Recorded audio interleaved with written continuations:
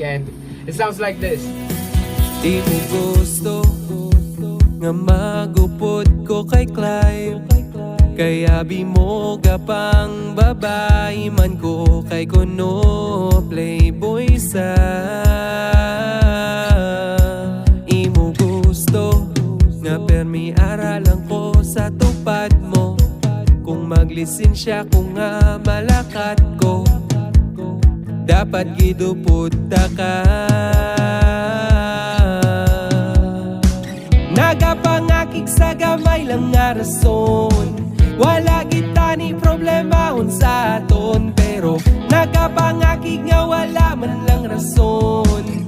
Hindi ko gid nga mabatas, hindi ko magmugong, gusto mo maglakad, wala na ko mahimo kung hindi ka nagiyang. Hindi ako ang konsensyaon kung magbulag ta,